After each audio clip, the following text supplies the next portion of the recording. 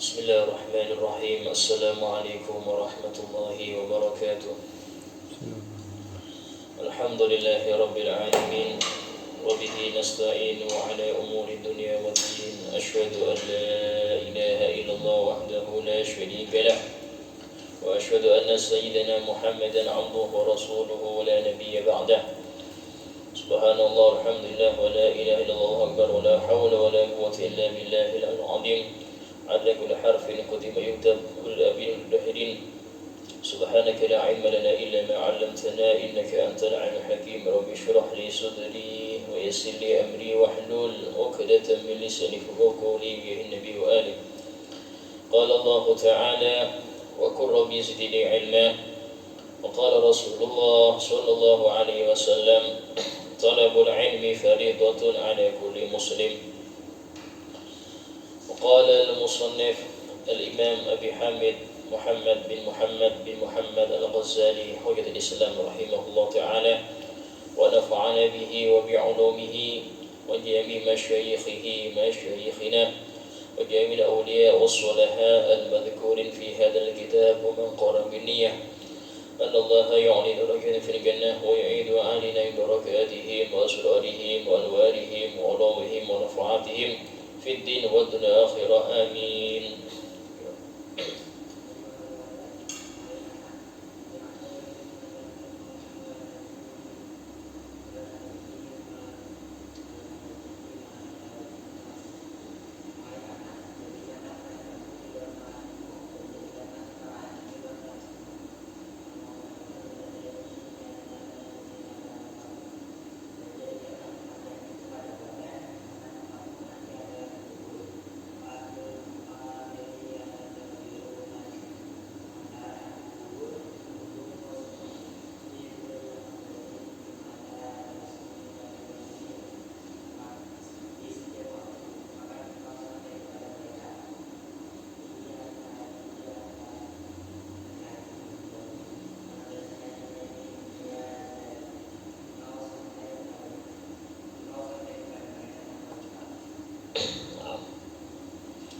Bismillahirrahmanirrahim. Qala al-musannif rahimahullah ta'ala wa nafa'ana bihi wa bi'ulum fid darin amin. Qala Abu Bakr As-Siddiq radhiyallahu anhu telah berkata Sayyidina Abi Bakar As-Siddiq radhiyallahu anhu, beliau termasuk laki-laki yang pertama masuk Islam dan paling afdolnya umat Nabi Muhammad adalah Sayyidina Abu Bakar As-Siddiq. Dan itu pernah disebutkan oleh seorang sahabat di depan Nabi. Sahabat ini mengatakan, afdalun nas, afdalu hadhil ummah ba'da nabiyihim Abu Bakrin wa Umar wa Uthman wa Ali. Ada seorang sahabat bilang di depan Nabi, paling afdolnya umat ini setelah Nabi Muhammad adalah Abu Bakar, kemudian Umar, kemudian Utsman, kemudian Ali. Dan Nabi diam, menunjukkan Nabi ridho akan ucapan itu. Sehingga itu para ulama menjadikan patokan paling afdolnya umat ini mulai dari zaman Nabi, sahabat sampai akhir kiamat nanti Sayyidina Abu Bakar Siddiq, baru Sayyidina Umar, baru Sayyidina Umar, sama Sayyidina Ali. Sehingga subhanallah, ketepatan yang menjadi khalifah setelah Rasul wafat, pertama Sayyidina Abu Bakar Siddiq. Setelah beliau wafat baru Sayyidina Umar bin Khattab. Setelah beliau wafat baru Sayyidina Utsman bin Affan. Kemudian yang terakhir Sayyidina Ali bin Abi Thalib. Dan beliau ini satu-satunya sahabat yang abahnya sahabat, beliau sahabat, anaknya sahabat, dan cucunya sahabat. Ya, sehingga 4 generasi semuanya sahabat. Siapa? Ayah beliau namanya Abi Quhafah. Abi Quhafah ini Islamnya lebih lambat daripada putranya, lebih lambat. Bahkan ketika Abu Quhafah ini masih musyrik, masih kafir, Itu Sayyidina Abu Bakar mengatakan, la islamu Abi Thalib ahabu ilayya min islami Abi Quhafa. Sungguh Islamnya Abu Thalib lebih aku cintai, lebih aku suka daripada Islamnya Abi Quhafa. Ini sama-sama belum muslim berdua ini. Padahal Abi Quhafa abahnya. Ya, cuman beliau lebih mengharap lebih cepat Islam ini Abi Thalib. Kenapa? Karena pamannya Nabi. Dan itu lebih dicintai oleh Nabi. Sehingga apapun yang Rasulullah cinta, aku berusaha mencintainya, walaupun mengalahkan keluargaku. Sehingga dalam ucapannya beliau mengatakan, la qarabatu Rasulillah ahabbu ilayya an asil min qarabati. Sungguh aku lebih suka menyambung silaturahim dengan keluarga Nabi daripada nyambung silaturahim dengan keluargaku. So mana punya sesuatu, ana lebih senang kita kasih para durian Nabi daripada keluargaku. Kenapa? Karena ketika memberi keluarga Nabi, Nabi lebih suka itu. Sehingga cinta Nabi harus di atas cinta kepada yang lain. So seperti itu. Sehingga wajar si Abu Bakar Siddiq ini termasuk manusia yang paling Nabi cintai dari umat ini. Ya, sehingga wajar beliau menjadi manusia paling afdol setelah Nabi Muhammad, setelah para nabi yang lain. Ya, untuk umat ini paling afdolnya si Abu Bakar Siddiq. Tapi tadi korbannya banyak. Ya, kita kadang-kadang masih cinta Habib mikir-mikir. Ya, Habib yang berbolang untuk saya cinta Ustaz.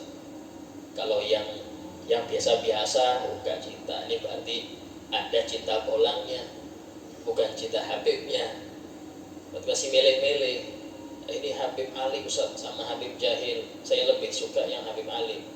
Itu berarti Anda mencintai ilmunya, alimnya, bukan cintai Habibnya. Kita Habib itu karena memang pada dirinya ada darah Nabi, itu sehingga semuanya sama. Semua Habib, model yang kayak apapun cinta Anda itu sama cintanya, bukan milih-milih. Yang zaman sekarang ini, kalau dia nggak masuk kelompok dia nggak cinta walaupun Habib. Yang kelompok dia, saya cinta, Masya Allah Habib ini, saya cinta. Tapi pas Habib kelompok lain yang dia nggak cocok dalam sisi politiknya atau sisi organisasi, nah yang seperti ini dia nggak cocok. Berarti cinta Anda pada Habib itu bohong. Ya, harus walaupun itu yang berseberangan dengan kita, tetap kita cintai. Kenapa? Karena bukan karena pikiran dia yang bikin kita cinta, tapi karena pada dirinya ada darah Nabi Muhammad Sallallahu Alaihi Wasallam. Nah, pengen ke situ itu sangat sulit.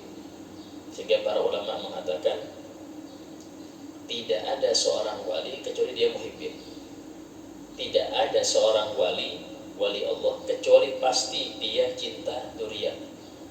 Setinggi apapun orang soal ibadahnya ininya, tapi kalau masih belum cinta Habib karena Habibnya, sulit jadi wali, tidak akan jadi wali. Harus dia ini betul-betul cinta Habib karena Habibnya, bukan karena ilmunya, karena solehnya, tidak, karena Habibnya. Ya, ini sulit. Kadang-kadang apalagi sudah akrab. Teman saya Habib sudah akrab saya, mau cium tangan repot. Kenapa? Sudah kenal dulu kan, sudah akrab. Kadang guyon-guyon.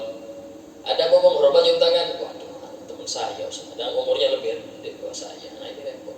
Harus dilawan. Ya. Memang sulit tuh, seperti itu sulit. Tapi untuk itulah perintah dari Rasul. Sehingga Rasulullah bersabda, wa ahibbu ahla baiti li hubbi. Cintailah keluargaku karena kecintaan kepadaku. Maksudnya apa? Seseorang ketika mencintai durian Nabi, otomatis itu bentuk cinta dia kepada Nabi. Tapi kalau dia nggak suka durian Nabi, itu tanda dia nggak cinta Nabi, atau kurang betul cintanya Nabi Muhammad, kurang betul cintanya kepada Nabi Muhammad. Ini sahabat Siddiq, Masya Allah, beliau ini betul-betul all-out. Ya, sehingga sekarang ini semua diserahkan untuk Nabi. Beliau mengatakan, hadhil ajsad qafasut tuyur awistabrud dawab, jasad ini, ya, jasad atau badan ini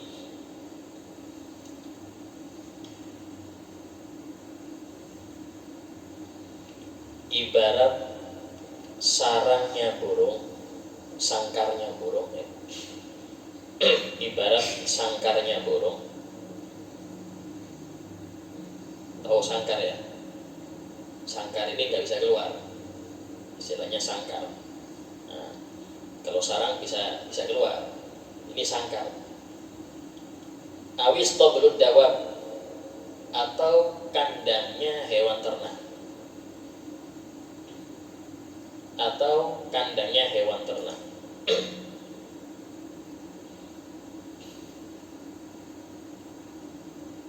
Fatafakkar fi nafsi, maka merenunglah akan keadaan dirimu. Fatafakkar, maka merenunglah fi nafsi, akan keadaan dirimu. Min ayyihima anta, termasuk yang mana engkau. Jasadmu ini termasuk yang mana? Apakah termasuk sangkar untuk burung, atau naudzubillah kandang untuk hewan ternak? Apa bedanya Ustaz? Jelas beda. Burung itu sifatnya apa? Terbang. Dia mau ke arah yang tinggi. Dia nggak ridho tetap di bawah. Dia mau ke tinggi. Tapi karena ada jasad, dia nggak bisa. Sehingga dia paksa jasadnya ini untuk ngikutin dia. Maksudnya kalau sangkar itu dibuka, burung tetap terbang dia. Berarti ini apa? Ini tanda-tanda orang baik. Dia kepingin usul kepada Allah, ingin sampai kepada Allah. Ya. Atau kandangnya hewan ternak. Hewan ternak itu makhluk yang dia ini yang penting makan, yang penting bisa minum, bisa hubungan, ya, bisa tidur. Itu dia tidak mikir, kayak kelanjutannya nggak mikir. Walaupun mau sembelih besok tidak mikir dia.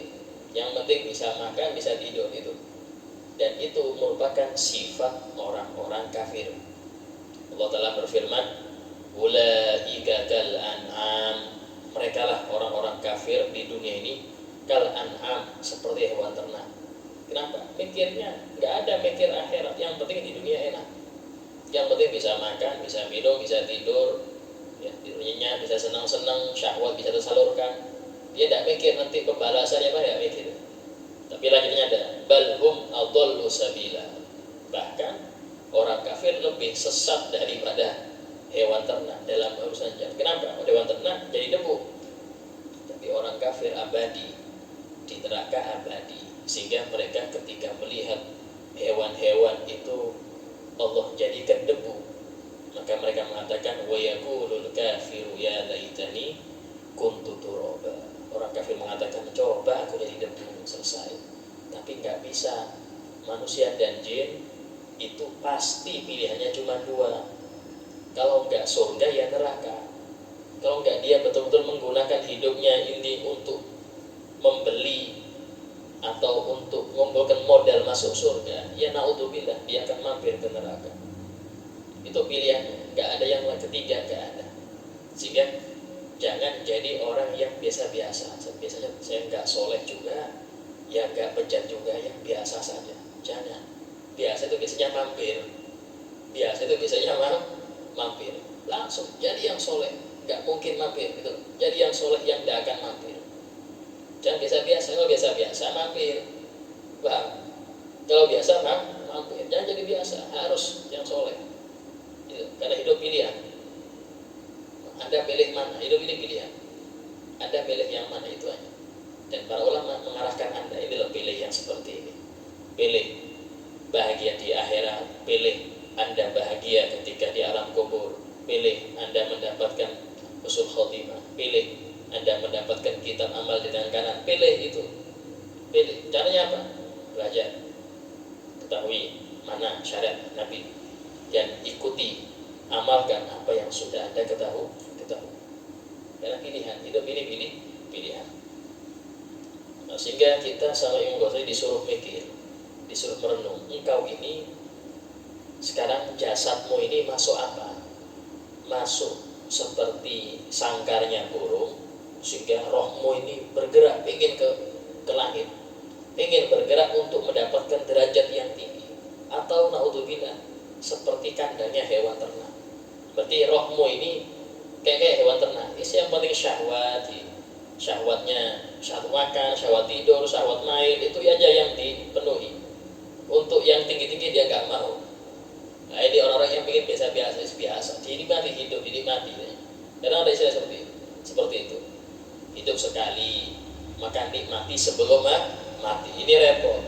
Kita juga itu kita bilang hidup sekali, maka gunakan untuk akhirat. Tapi orang-orang yang ahlu syahwat, mereka mengatakan hidup sekali, maka nikmati hidup ini. Nah, itu untuk mereka. Kita jangan bilang gitu. Hidup sekali, maka pergunakan untuk akhirat. Itu moto kita. Ya, moto kita seorang mukmin seperti itu. Bukan karena kesempatan hidup terus buat foya-foya. Jangan. In kunta minat tuyulil ulwiyah, jika engkau termasuk burung-burung yang terbang tinggi,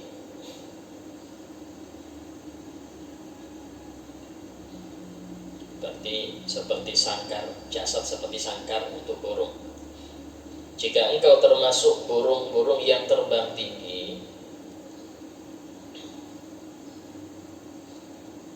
fahina tasma', maka ketika engkau mendengar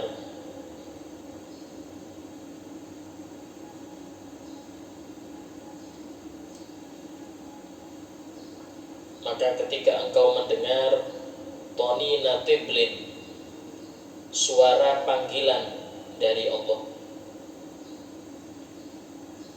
maka ketika engkau mendengar toni natiblin, tiblin ini aslinya rebana, cuman ini kata kiasan, kata majas, kayak seakan-akan rebana itu panggilan Allah. Ketika engkau mendengar panggilan Allah, irji'i ila rabbik, ayo pulanglah ke Tuhanmu, pulanglah ke Tuhanmu, ya. Tatiru shaidan, maka engkau terbang ke atas, engkau akan terbang ke atas, terbang naik dengan amal soleh, naik terus, ila antaqud, sampai engkau bertengger. Apa bertengger itu? Apa bertengger itu? Untuk burung bertengger ya istilahnya, karena ini masalah rohani diibaratkan burung. Rohani orang mukmin ibarat seekor burung yang terbang, sampai engkau bertengger fi a'ali burujil jinan, di puncak burujil jinan, di puncak terasnya surga, ya.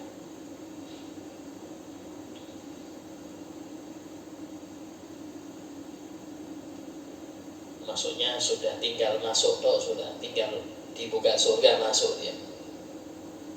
Nah, karena itulah roh itulah yang nanti mendapatkan nikmat, yang dapat siksa, itu roh, ya. Jasad ini hanya kulit saja. Kama qala Rasulullah sallallahu alaihi wasallam, sebagaimana sabda Rasulullah sallallahu alaihi wasallam, ihtazza arsyur rahman, ini enggak ada kafnya ya, enggak ada kafnya, itu langsung arsyur rahman. Ihtazza arsyur rahman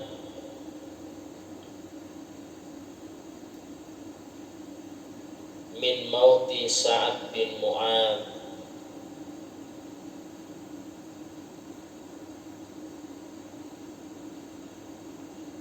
artinya bergoncang arsy Allah Ar-Rahman, bergoncang arsy Allah Ar-Rahman. Arsy Ar-Rahman ini Allah. min mauti Sa'ad bin Mu'ad, ketika wafatnya sahabat Sa'ad bin Mu'ad.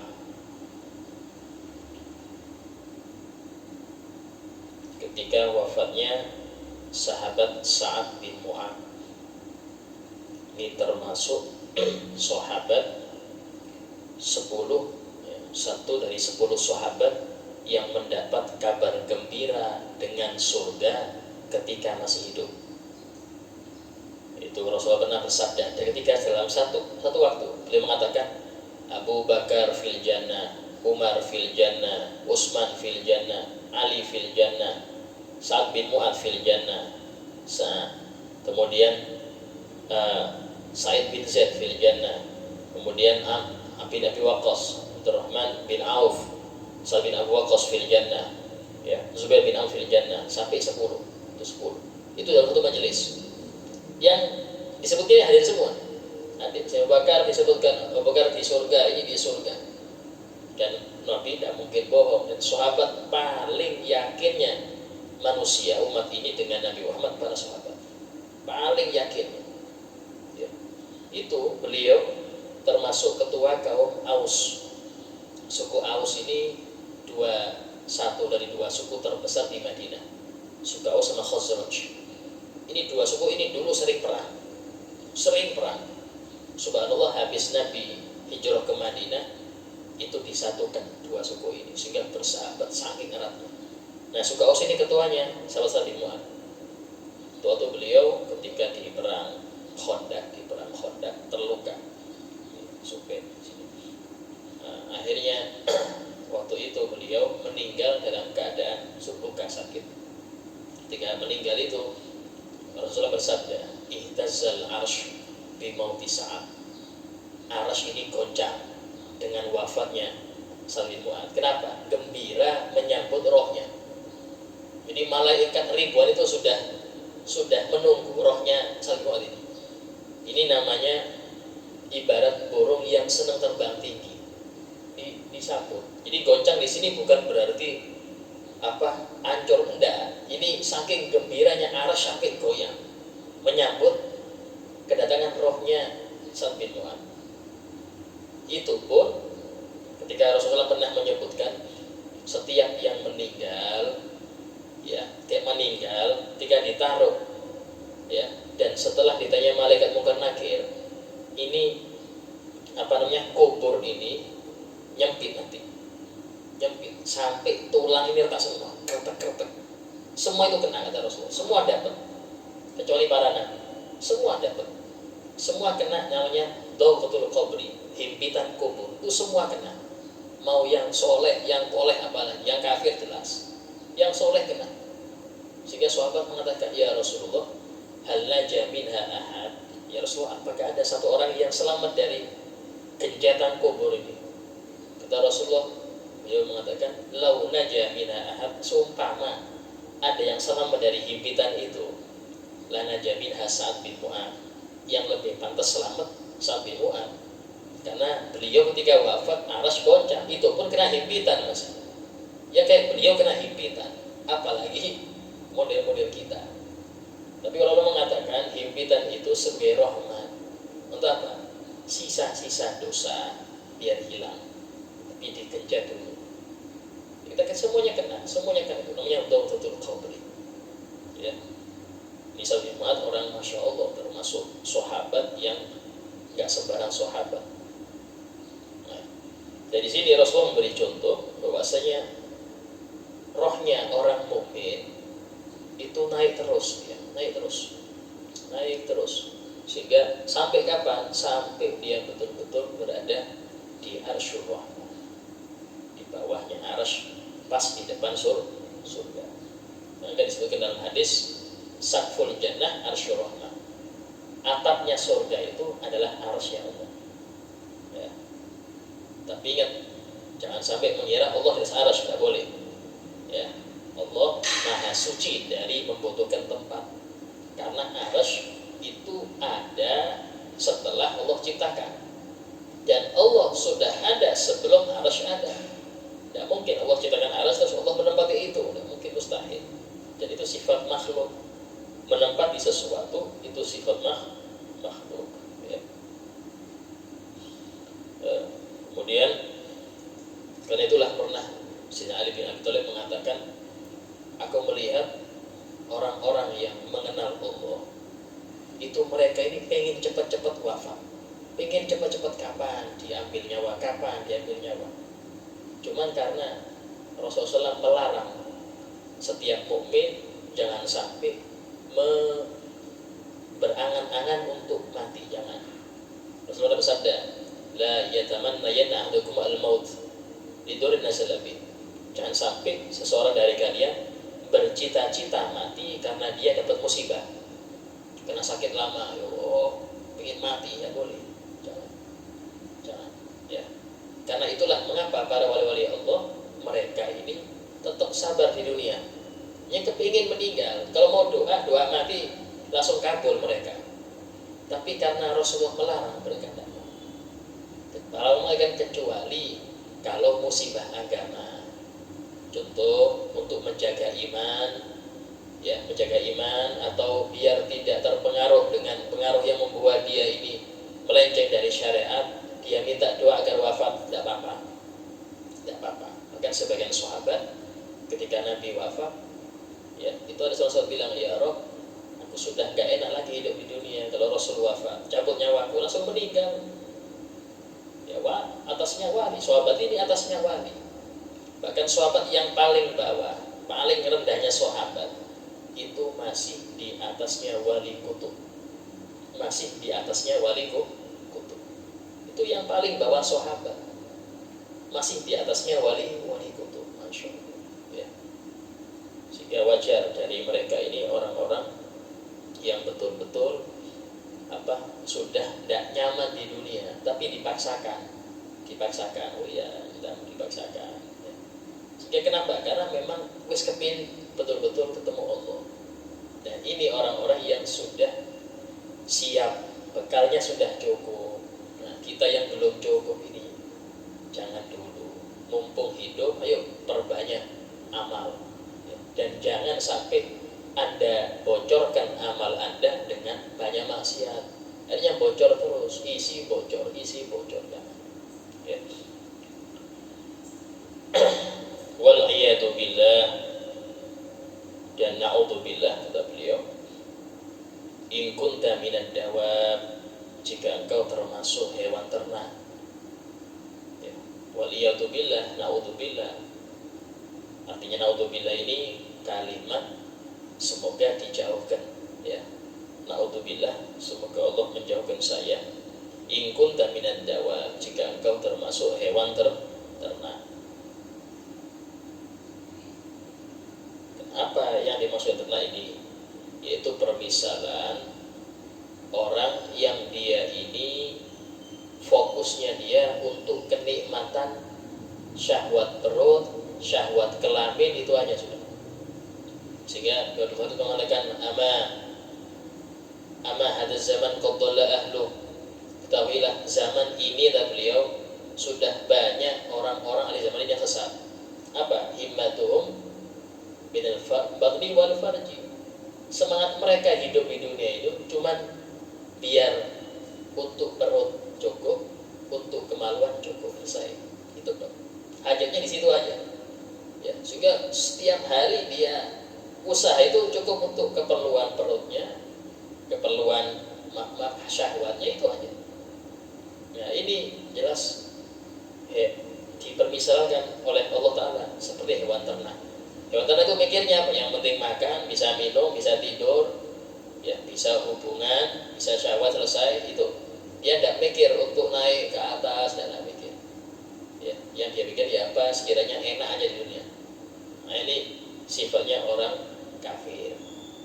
Kama Allah Ta'ala, seperti firman Allah Ta'ala,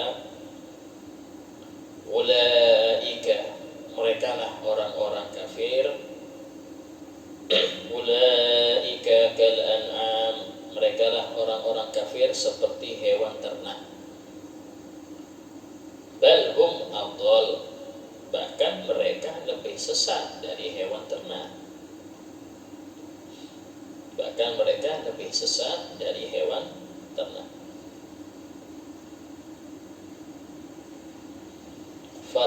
ta'man, maka janganlah merasa aman. Fala ta'man, maka janganlah merasa aman. Intiqalaka min zawiyatid dar, perpindahanmu dari dunia yang fana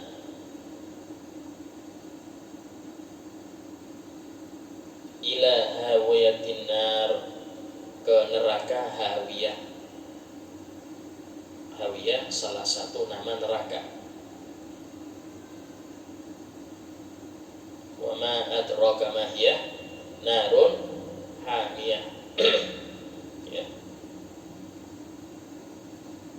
Fala ta'man, jangan merasa aman.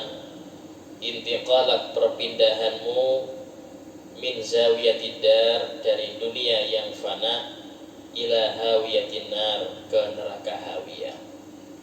Ini kalau semasa hidupnya seperti hewan ternak terus. Hidup ini fokusnya yang penting makmur duniawi itu ya. Dia tidak ngurus mau di akhir kayak apa, dia tidak ngurus. Yang penting dia di dunia ini makan bisa, tidur bisa, main bisa, ya, syahwatnya bisa tersalurkan, itu dong. Dia tidak mikir nanti meninggal kayak apa, tidak mikir di situ. Ini lebih parah dari hewan ternak. Kenapa? Karena dia dikasih akal. Hewan ternak gak ada akal. Ya wajar hewan ternak kayak gitu. Dia dikasih akal, ya, ngerti, dia punya akal, punya modal untuk mengerti hakikat hidup ini, ngerti ada modalnya, tapi gak dipakai. Dia gak pakai itu, sehingga lebih parah dari hewan ternak. Urwiyah, wallahu a'lam. Insyaallah kita lanjutkan pembahasan ajwal yang akan datang. Kemudian pembahasan fiqih sampai mana kita? Sudah selesai. Nah, selesai berarti sudah selesai. Nah, masalah hadas besar sudah selesai. Sekarang kita mandi wajib sudah beres ya. Mandi wajib sudah dibahas. Sudah. Ada pertanyaan masalah hadas? Ya. Salam.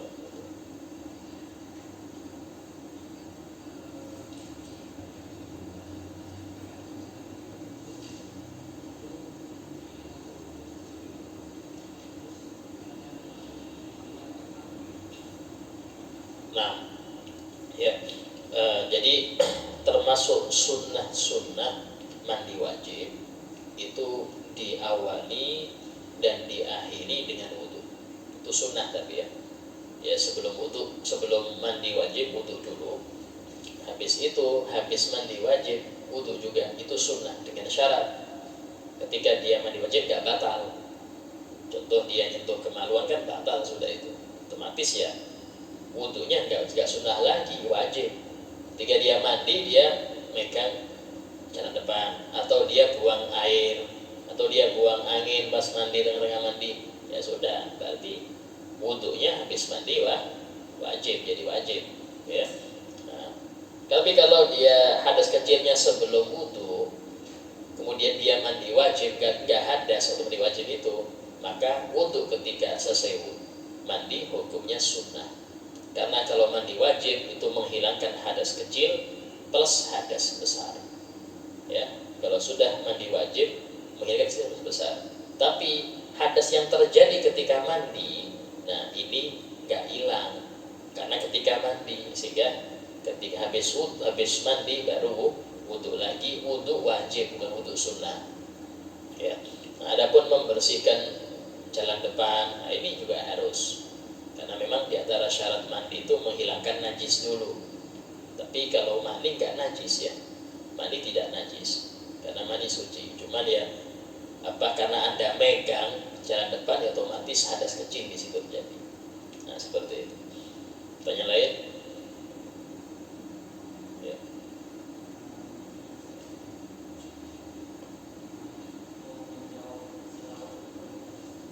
Nah, dalam hadis Rasulullah SAW bersabda ketika Siti Aisyah memandang wajah beliau. Saya harus mengatakan, ma'adwa'ak ya Rasulullah, betapa bercahayanya wajah engkau ya Nabi, bercahaya Nabi Muhammad. Maka Rasul bersabda, ya Aisyah, wailun liman liyal qiyamah. Aisyah, celaka orang yang gak bisa lihat aku nanti di hari kiamat, di padang mahsyar. Dan padang mahsyar ini disebutkan oleh riwayat itu gelap. Kalau matahari kan di atas, itu panasnya yang matahari di atas. Matahari di atas itu panasnya, ya. Tapi kalau keadaannya gelap, dalam riwayat mahsyar gelap, sehingga yang gak melihat wajah Nabi di waktu gelap itu, ini sangat celaka. Akhirnya kata Siti Aisyah, ya Rasulullah, apakah ada yang gak lihat wajah engkau nanti pada mahsyar? Apakah ada? Rasulullah, iya. Siapa itu? Yaitu orang yang ketika namaku disebut dia gak baca sholawat. Ya, ketika namaku disebut Muhammad, Ahmad, dia gak baca sholawat kepadaku. Sholawat ini gak harus keras ya, yang penting pelan gak apa-apa, dan gak harus didengar orang, gak harus, yang penting jawab. Tapi dengan syarat sholawat ini langsung, bukan rekaman. Kalau ya TV rekaman, atau qasidah di kaset, di video kan rekaman semua, itu gak wajib jawab. Tapi kalau yang langsung, ya, mau itu kita hadir di majelisnya atau karena mic, kita dengar dari mic, tapi langsung yang dengar wajib. Nah, itulah hukumnya apa? Fardhu ain. Dalam hadis yang lain Rasul bersabda, al-bakhil, orang yang pelit itu, man dzukirtu indahu wa lam yusolli alayya, orang yang namaku disebut tapi dia tidak baca sholawat. Nah, para ulama mengatakan menjawab sholawat lebih besar wajibnya daripada menjawab salam. Kenapa? Karena menjawab salam itu kalau satu orang fardhu ain, tapi kalau orang banyak kayak gini, saya salam, itu satu orang yang jawab, yang lain gak wajib lagi. Ya, yang penting ada yang jawab salam saya, walaupun satu orang, gak wajib semua, gak wajib. Ya, gak wajib semuanya, tapi satu orang itu cukup. Tapi kalau sholawat beda, semua yang dengar wajib jawab. Semua yang dengar wajib jawab. Bukan perwakilan, gak ada perwakilan dalam sholawat. Kenapa kok gitu Ustaz? Ya, karena Nabi ingin kita ini mendapat sholawat dari Allah. Nabi nggak butuh sholawat kita. Ya, yang lebih butuhkan itu kita semua yang amal pas-pasan ini, yang nggak mungkin amal kita jadi modal untuk masuk surga, yang pas-pasan terus banyak pihaknya, banyak ujungnya, itu sulit untuk masuk surga, ini sulit. Maka modal satu-satunya adalah kita dapat sholawat dari Allah. Caranya ya apa? Caranya perbanyak sholawat ke Nabi. Karena Rasul bersabda, man sholla alaiya sholatan wahidah, siapapun yang baca sholawat kepadaku satu kali sholawat, sallallahu alaihi biha asyra, Allah balas dengan 10 sholawat untuk dia. Dan itulah cara satunya tadi, perbanyak sholawat. Sampai-sampai ada seorang sahabat tanya, ada seorang murid tanya pada syekhnya, ya syekh, bagaimana kita ini bisa mengetahui saya ini termasuk orang-orang yang bahagia di akhirat apa celaka di akhirat? Itu apa cara mengetahui saya ini termasuk orang yang bahagia di akhirat celaka? Maka kata beliau, tergantung seberapa banyak sholat engkau kepada Nabi. Kalau engkau banyak sholat kepada Nabi, itu tanda orang-orang yang bahagia. Karena itu adalah kesibukan Allah dan para malaikat dengan sholawat. Ya, ciri-ciri orang yang bahagia di akhirat nanti yaitu yang menyibukkan diri dengan kesibukan Allah dan malaikat. Kenapa Allah berfirman, innallaha wa malaikatahu yusholluna 'alan nabi. Sehingga Allah dan para malaikatnya senantiasa membaca salat untuk Nabi Muhammad. Akhirnya setelah memproklamasikan itu, Allah Ta'ala nyuruh orang mukmin, ya ayyuhalladzina amanu, wahai orang yang beriman, shollu alaihi, baca salat kepada beliau. Baca salat kepada beliau. Ini perintah yang sebelum Allah memerintah, Allah dulu mulai. Allah memerintah kita puasa, Allah enggak puasa. Memerintah kita untuk baca Quran atau untuk zikir, Allah enggak zikir. Tapi ketika sebelum Allah memerintahkan sholawat, Allah dulu sholawat.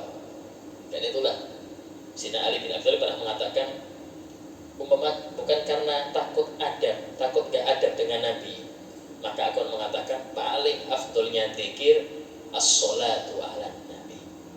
Paling afdolnya zikir membaca sholawat Nabi Muhammad.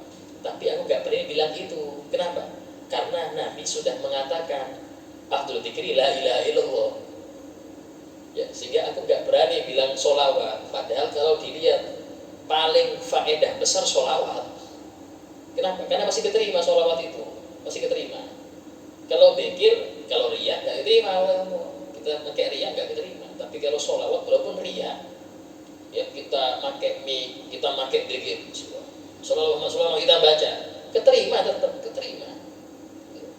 Itulah mengapa sih para ulama mereka ini mensunnahkan doa itu diawali dan diakhiri dengan sholawat. Pasti itu sebelum doa kan sholawatnya ada sholawat, nanti di akhir wassallallahu lagi. Kenapa? Karena mereka mengatakan kalau depan dan belakang diterima, masa tengah-tengah ditolak sih? Ya, depan dan belakang diterima, ya maka yang tengah pasti keterima juga doanya. Nah, itu termasuk bentuk husnudzon, ya, prasangka baik kepada Allah Ta'ala. Itu masalah sholawat. Nah, kemudian untuk bab yang selanjutnya kita bahas masalah najis. Ya, masalah najis.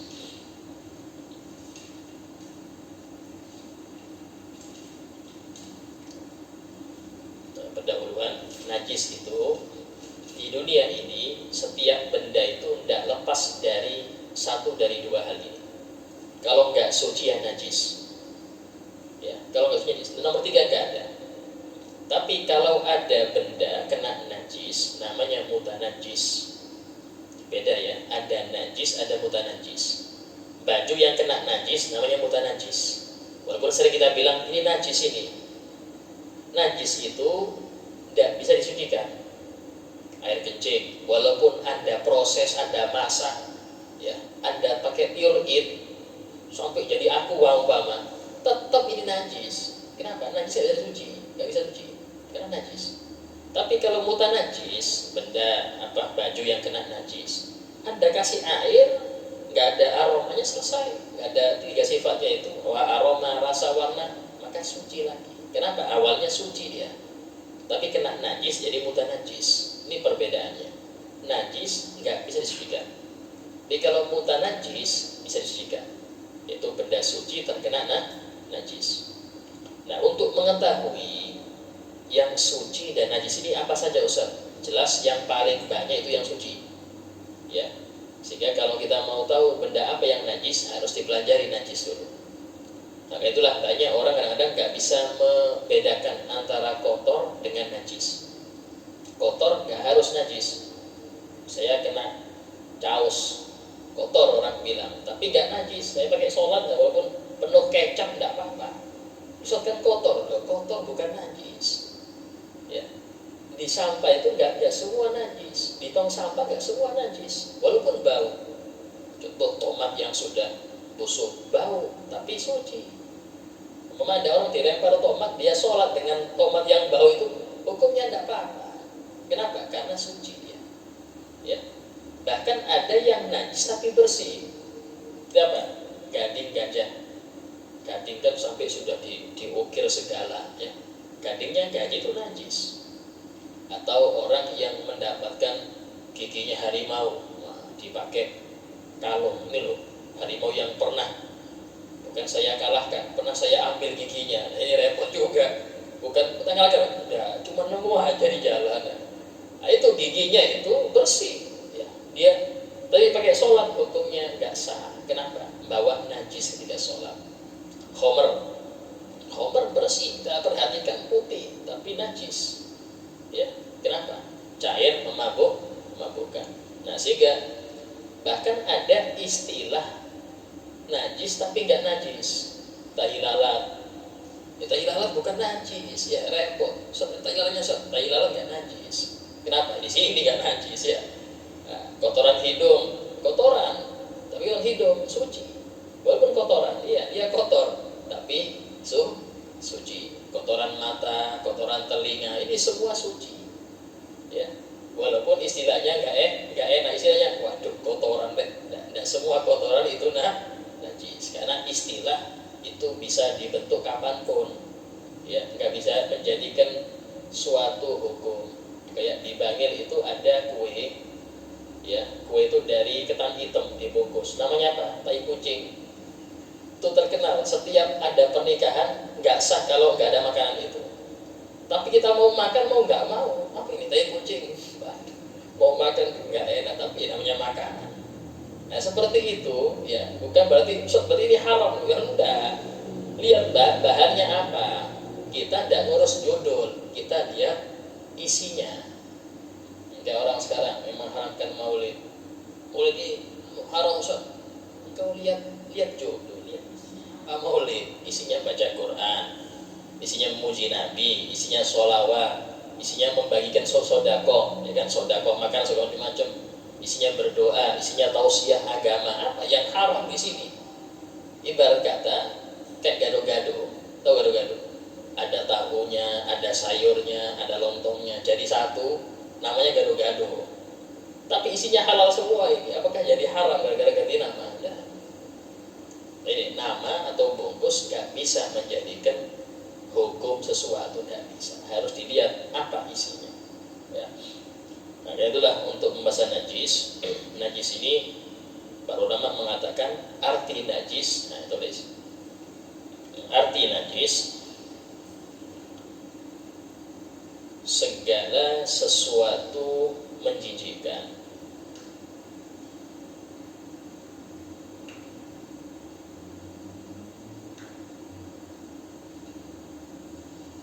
yang mencegah akan sahnya sholat. Segala sesuatu menjijikkan yang mencegah akan sahnya sholat.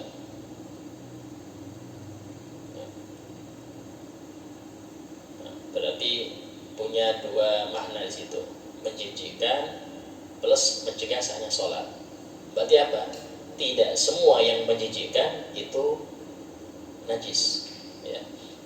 Nah, yang kedua macam-macam najis. Tulis yang kedua, macam-macam najis.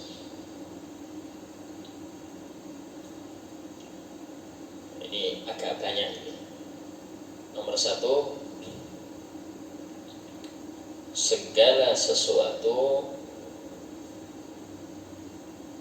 yang keluar dari dua jalan. Segala sesuatu yang keluar dari dua jalan. Nah, coba apa dua jalan itu? Nah, jalan apa? Bingung, dua jalan. Dan Ahmad Yani, apa jalan itu? Jalan belakang, jalan depan, ya. Maksudnya dari arah belakang dan arah depan. Itu semua najis kecuali mandi. Tulis kecuali mandi.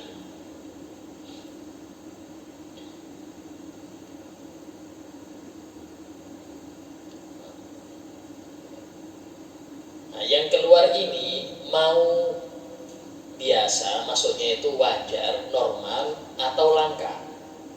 Normal ya jelas seperti air kecil, air besar, ya. Nah, kalau buang angin Ustaz, ya angin gak kelihatan, sehingga gak bisa dibilang najis angin itu. Ini perbedaan ya. Angin itu uapnya najis, uap.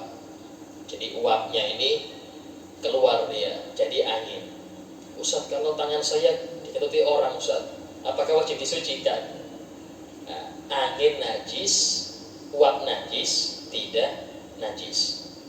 Tapi kalau asapnya najis, najis. Ya, asapnya najis, najis. Contoh seperti ini, ada orang maaf, bakar kotoran dibakar, terus asapnya itu banyak, kena baju Anda, wajib dicuci. Kenapa? Asapnya najis. Kalau uap enggak, ya, uap enggak. Uap di sini maksudnya yang proses ini ya. Tapi kalau ada orang maaf ngerebus air seni, ini di Cina itu, ini sudah, sudah, belum ada.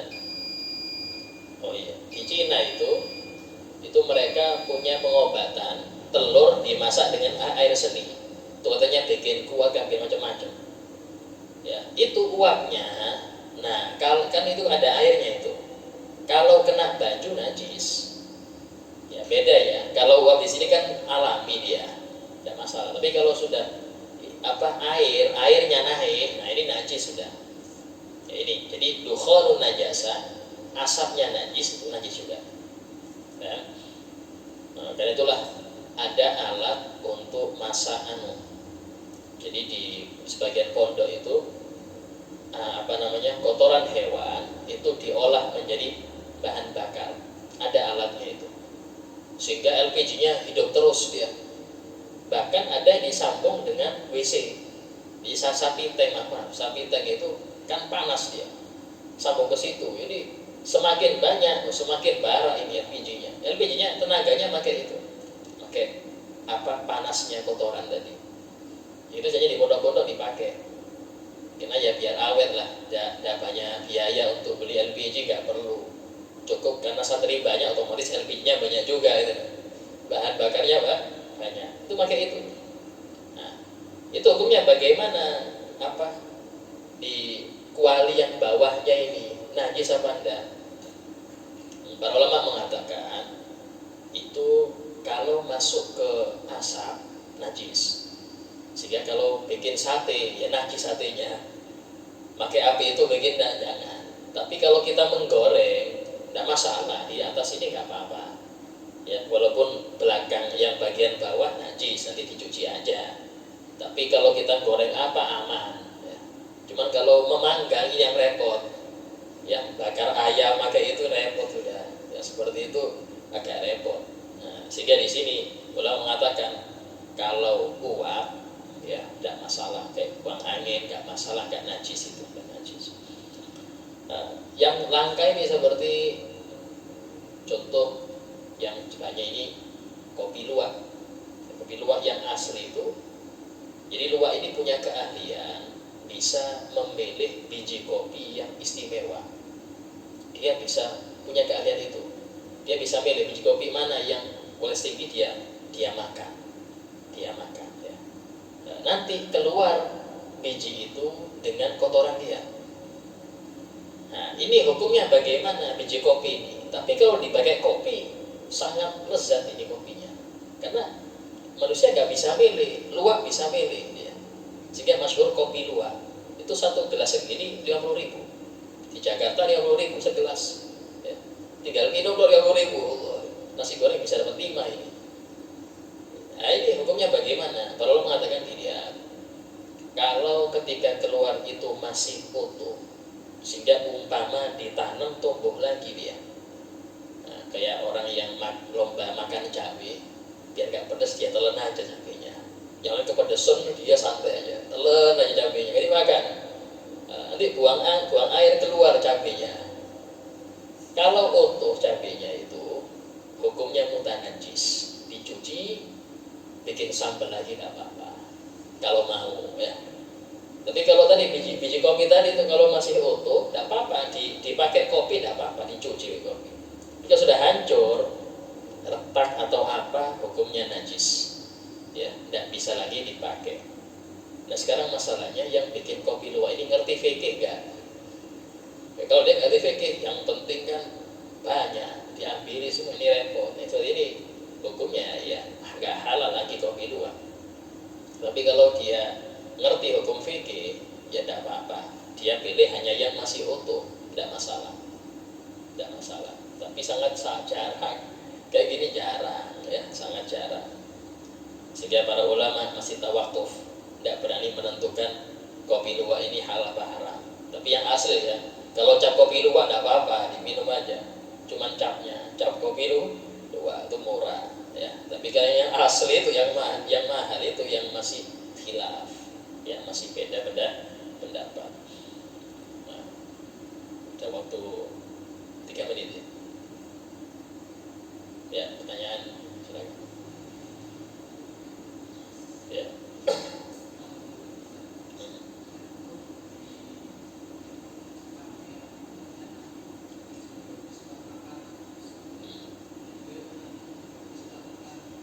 Nah, memang ada hadisnya.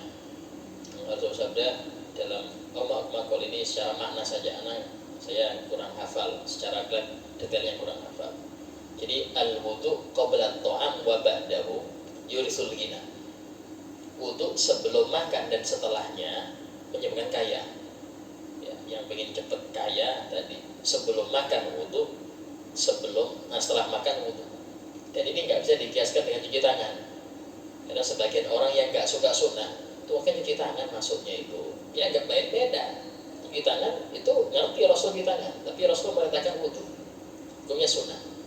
Ya, walaupun sudah wudu, walaupun tetap disunahkan sebelum makan wudu, setelah makan wudu. Kalau nggak bisa dua-duanya, pilih salah satu.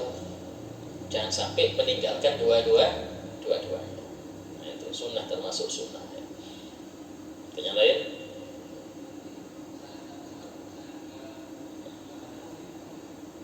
Loh, tidak apa-apa.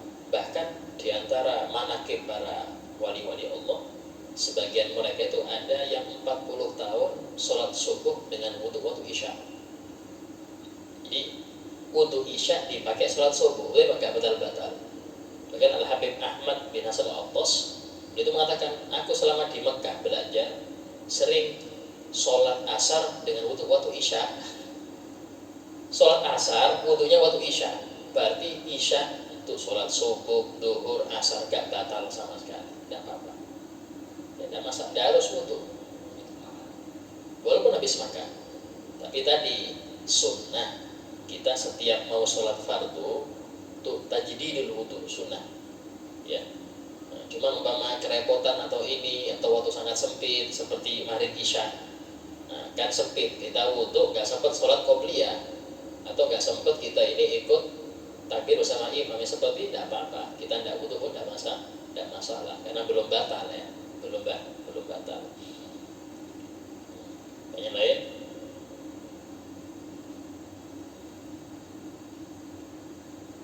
Nah, paham semua sudah?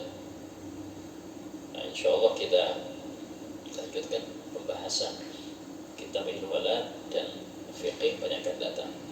Bagi yang belum wudu, silahkan wudu sehingga kita bisa sholat berjamaah zuhur bersama-sama. Al-Fatihah habibina syafi'ina wa sallallahu alaihi wasallam wa sallallahu alaihi wasallam wa hasanah wa jalla sya'nuhu dawah Allah yaghfir wa yarham. Al-Fatihah.